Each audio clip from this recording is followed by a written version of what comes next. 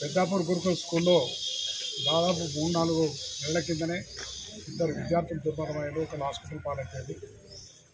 ఇవాళ అదే పరిస్థితి మళ్ళా నిన్న రాత్రి పాపకోట్ గురై ఇద్దరు విద్యార్థులు ఇలా హాస్పిటల్లో పాలైపోయారు.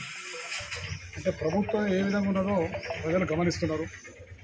ప్రభుత్వానికి ఏ కొద్ది చిత్తశుద్ధి ఉన్నా ఎడ్యుకేషన్ అనేది ఇంపార్టెంట్ సబ్జెక్ట్.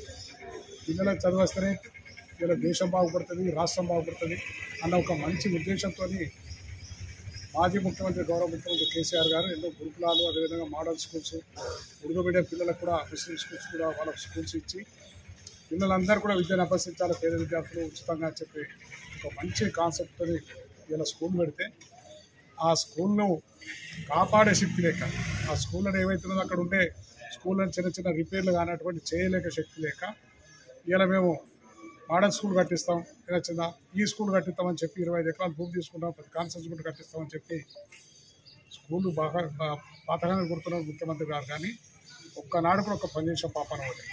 ఇప్పటి నువ్వు చేసిన హామీలు అట్లే ఉన్నాయి, కొత్త హామీలు ఇవ్వండి. ఎందుకంటే డబ్బులే లేవు, వేడికలు ఇస్తారు, రైతు బంధు ఇస్తలేవు, రైతు బీమా, రైతుకు రుణమాఫీ ఇస్తలేవు. ఇలా ఏ ఒక్క కార్యక్రమం కూడా నెరవేర్చలేవు. ఒక ఉచిత బస్సు ఇచ్చినాం, ఆర్టీసీ కార్పొరేషన్ కనుక అది ఏదో నడుస్తున్నది, అలా ధరించి బాకీలకు కూర్చున్నాడు, మళ్ళీ పరిస్థితి ఏమిటో తెలియదు. అటువంటి పరిస్థితి ఉన్న ప్రభుత్వం ఇవాళ స్కూల్స్ కడతామని చెప్పి కొత్త ఎత్తున ఒక ప్రచారం పెట్టుకొని గ్లోబల్ ప్రచారం చేస్తున్నారు. కానీ ఉన్న స్కూళ్ళని అభివృద్ధి చేయమంటున్నాను. ఉన్న స్కూళ్ళని మీరు కట్టే వరకు అయితే ఉన్న స్కూళ్ళని అభివృద్ధి చేయండి. స్కూల్ కొత్తగా కడతాంటే సంతోషమే. పేద విద్యార్థుల కోసం అన్ని కులాల మతాలు లేకుండా ఒక్కొక్కరు స్కూల్ పెడతానంటే మాకు సంతోషమే. మేము దాన్ని కాదంటలేమే వ్యతిరేకిస్తలేము. కానీ ఉన్న స్కూళ్ళని కాపాడుకుంటూ, ఏవైతే స్కూళ్ళు ఉన్నాయో అవన్నీ కాపాడుకుంటూ పేద విద్యార్థులను కాపాడాలని చెప్పి డిమాండ్ చేస్తున్నాం.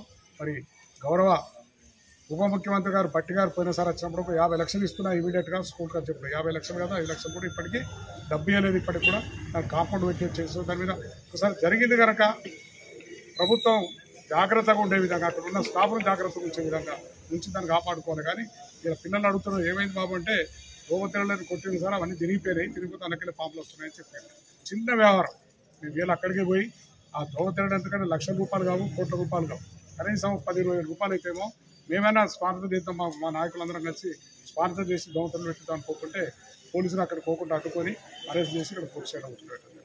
ఇటువంటి పరిస్థితి ఇలా మాట్లాడితే ప్రశ్నించే గొంతును మార్చేసాడు, మాట్లాడితే అరెస్టులు చేశాడు, మాట్లాడకుండా అసెంబ్లీలో చూస్తున్నాం. అసెంబ్లీలో ఇవాళ మాట్లాడితే అసెంబ్లీ రద్దు, రేపటి వరకు రద్దు, బయట తీసి పారేసాడు. వాళ్ళు మాట్లాడించే అవకాశం ఇస్తున్నారు. ప్రభుత్వం చేస్తున్న దుర్మార్గమైన చర్యలు ఎండగడతామని చెప్పి ప్రతిపక్షాలకు బాధ్యత మీరు తీసుకుంటే, మా పార్టీ నాయకులు తీసుకుంటే, మా ఎమ్మెల్యేలు మాజీ మంత్రులు తీసుకుంటే ఎవ్వరు మాట్లాడకుండా అసెంబ్లీ రద్దు చేసుకుని పారిపోతున్నారు. కానీ అసెంబ్లీలో చర్చకు లేదు, మాట్లాడే చర్చలు మాట్లాడుతుంటే అడ్డపట్టి మాట్లాడితేనే కట్ చేసుడు. ఈ విధంగా జరుగుతున్న దుర్మార్గమైన పాలన ప్రజలు గ్రహిస్తున్నారు. సంవత్సర కాలం లోపలనే చేసిన మీకు ఏవైతే పాపం తెలుసో తెలియక ఏదో చేస్తారు మీరు అని చెప్పి ఎన్నో దొంగ హామీలు ఇచ్చారు కనుక ఆ హామీలో కొంతమంది ఆలోచించి మీకు ఓట్లు వేసారు కనుక వాళ్ళే బాధపడుతున్నారు, సిగ్గుపడుతున్నారు. వాళ్ళు కూడా ఎందుకు వేస్తుంది ఇలా దుర్మార్గమైన ప్రభుత్వం తెచ్చుకుంటారని చెప్పి బాధపడే పరిస్థితి మీరు కల్పించారు కనుక ఇప్పటికైనా మీరు మారండి, ఇచ్చిన హామీలను నెరవేర్చండి. ఖచ్చితంగా పేద ప్రజలు ఏదైతే చదువుతున్నారో పిల్లల స్కూళ్ళ మీద కూడా అజమాయిషి పెట్టుకొని స్కూళ్ళను కూడా ఆర్డర్గా చేసే విధంగా పనిచేయండి. మీరు కట్టే స్కూల్స్ కట్టండి కొత్తవి, కానీ ఉన్న స్కూళ్ళను మాత్రం మీ స్కూల్ కట్టే వరకు కాపాడాలని చెప్పి ప్రభుత్వాన్ని డిమాండ్ చేస్తున్నాం. ఇటువంటి దుర్మార్గమైన ప్రభుత్వం కానీ ఇటువంటి ముఖ్యమంత్రి గారు ఇక్కడ చూడలేదు, ప్రజలు అనుకుంటారు అదే గిట్లుంటుందా, గిట్ల అనుకోలేదు, గిట్ల అనుకునే పరిస్థితి కనుక ఇప్పటికైనా మారి ఇలా వచ్చిన ఇప్పటికైనా స్కూల్ అన్నిటి కూడా జాగ్రత్తగా పిల్లలు చదువుకునే విధంగా ఏర్పాటు చేయాలని చెప్పి ప్రభుత్వం డిమాండ్ చేస్తాం. జై తెలంగాణ కాంగ్రెస్ పాలన.